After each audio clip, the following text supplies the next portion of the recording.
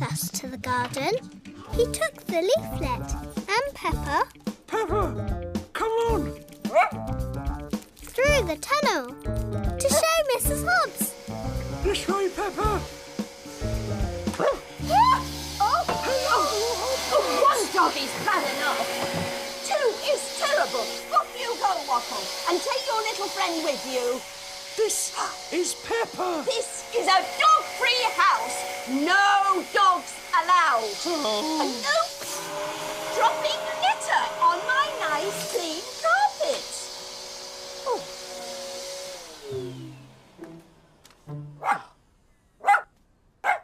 Oh, you, Peppa, had better not pick up Waffle's bad habits if you want to find yourself a new home.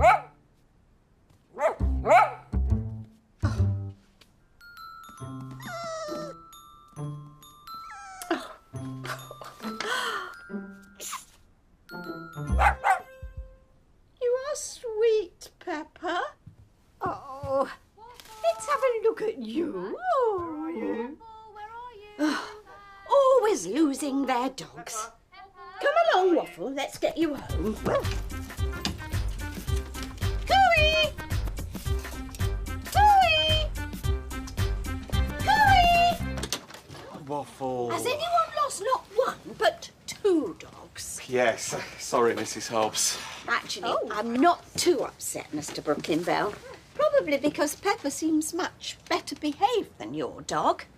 Oh, well, if you know anyone who might be interested in adopting a good dog like Peppa, Mrs. Hobbs, you'll have to let me know. Peppa likes you, Mrs. Hobbs. Oh, she does. Such a shame that Mrs. Hobbs is such a cat person. Otherwise, she could adopt Peppa, couldn't she?